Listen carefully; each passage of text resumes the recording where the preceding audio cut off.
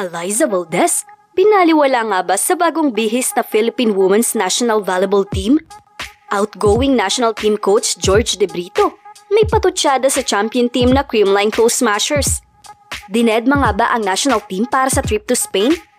George De Brito, galit na galit kay Eliza Valdez, hindi man lang sinama sa wishlist si Ineng. Abby Maranyo, hindi rin pinili si Eliza Valdez to play international. At Eliza Valdez, wala nang chance mapatunayan ang sarili sa international. Kasado na, may bagong moniker na ang ating national volleyball team. Alas Pilipinas. From now on ay tatawagin ng Alas Pilipinas ang ating women's national team na may 16-member pool para sa paparating na 2024 AVC Challenge Cup. Excited na ang volleyball fans dahil muling gaganapin sa bansa ang nasabing patimpalak from May 22 to May 29. Bukod sa up-close sa mga volleyball superstar around Asia, ay excited din ang volleyball fans sa new set of players para sa bagong bihis na national team. Ipinakikilala ang 16-member pool na bubuo sa ating Alas Pilipinas. Meet the members of Alas Pilipinas. Satters, Gia de Guzman from Danso Erebis of Japan. Julia Coronel, De La Salle University alumna. Middle blockers, Cherry Nunag of Choco Mocho Flying Titans. Del Palomata of PLDT High Speed Heaters.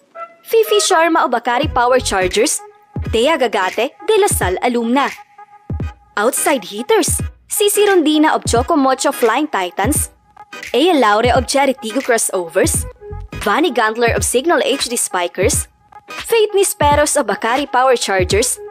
Bella Belen, National University alumna. Angel Canino of De La Salle University. At Casey Dongalo of University of the East. Opposite hitters, Eliza Solomon, National University alumna.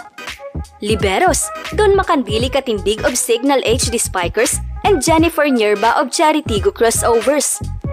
Maituturing na dream team ang Alas Pilipinas kung saan compose ang team ng mga veteran players at rising star mula PVL at promising players mula naman sa UAAP. Maraming nasiyahan sa lineup ng Alas Pilipinas. Maraming fans ang kontento sa mga player na nasa pool. Bukod kasi sa lahat ay magagaling, lahat ay promising. Walang tulak kabigin. Evidence sa 16-member pool na kaya nitong makipagsabayan sa mga higante ng Asia. Ngunit nabalot ng kontrobersya ang nasabing lineup. Buwelta ng ibang fans, especially Creamline fans, ay bakit daw wala man lang sa current lineup ng Creamline ang nakasama sa lineup. To think na champion team ito sa recently concluded PVL. Sinagot naman ito ni outgoing Alas Pilipinas coach De Brito. And I quote, "Only Gia de Guzman who now plays for Danso Erebis in Japan V-League that was originally with Creamline accepted the duty. The players from Creamline, they are invited. But two of them, they already scheduled something. It's not that they weren't included. They are invited but they denied." Kilala ang Team Creamline na hindi inuurungan ng Call of Duty para sa ating bayan. Lahat ay gagawin ng Cool Smashers upang ipagtanggol ang watawat ng Pilipinas, upang makapag-uwi ng medalya para sa bansa. Pero this time, kailangang i-decline ng ilang Creamline players ang nasabing imbitasyon. Ayon sa isang insider, nagdesisyon daw ang Rebisco Management na i-turn down ang imbitasyon ng Alas Pilipinas para sa isang reward. Isang trip to Spain. Pero duda dito ang maraming volleyball fans. Hindi basta-basta ipagpapalit ng Creamline players ang makapaglaro sa national team, kapalit lamang ang pamamasyal sa isang European country. Matatandaan na isang buwan bago ang pagbuo ng national team, ay naglabas ng wishlist si Coach George De Brito. Dalawa sa current players ng Creamline ay imbitado sa bubuoing bagong national team. Isa sa mga napili ay si Tots Carlos at si PVL Finals MVP Gemma Galanza.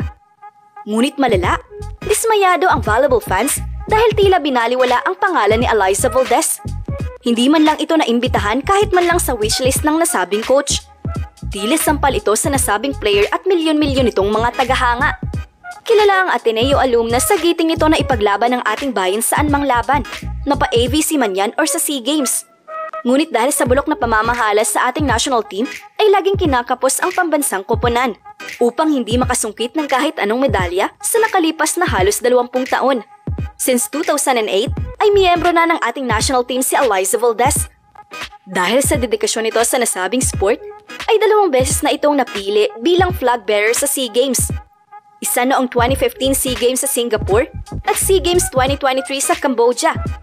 Sa edad na 30 ay tanging hiling lang ni Eliza Valdez na muling mairepresenta ang Pilipinas sa huling pagkakataon bago ang kanyang retirement sa national team.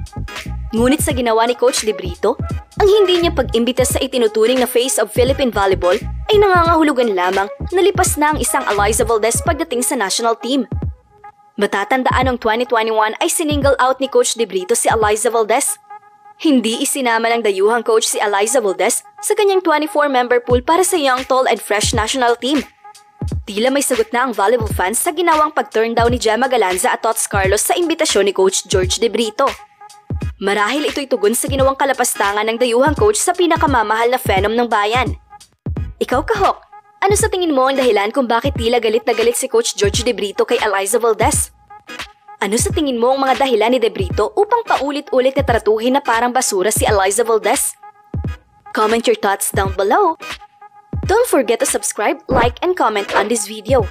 I-click din ang notification bell para lagi kayong updated sa Creamline happenings. Ito ang Heart of Creamline, ang OG channel para sa balitang Goal Smashers.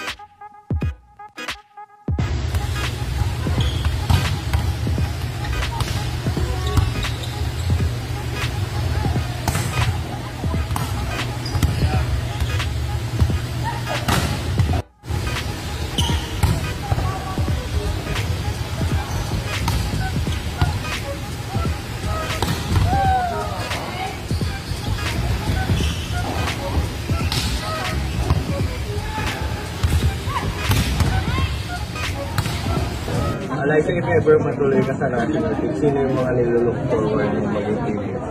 Si Ate Gia. Nakasalubong ko siya kanina, sabi niya sa akin, tinanong niya ako kung tutuloy. Tapos sinabi ko sa kanya na hindi pa sure. Tapos sabi niya, akala ko naman makakasama na kita. Tapos sabi ko, ate, wait lang po. Ganun po. Very happy din ako and excited sa opportunity na binigay sa akin. And yun nga, I'm really looking forward to learning sa mga ates namin na veterans na, especially si Ate G. Like, sobrang kilig na kilig ako na makakasama ko siya sa team. So I'm looking forward to learn a lot more and to be playing for the country. Happy are you that you're getting the chance to play? Well, for me, si Ate Gia po. Kasi, yun nga, she's super experienced siya na setter and I'm excited to be like na maging setter siya sa team namin. And yun nga, nakaka-pressure pero masaya siya, magandang experience siya for me. Eliza, how does it feel to be carrying the flag once again? Very overwhelmed. I know also for a fact there are a lot of empowered and women na makakasabay ko po sa paglalakad ngayong gabi, and I'm just really inspired to share this with them also, and talagang motivated na talagang magbigay din ng pride and honor sa ating gabi ngayon.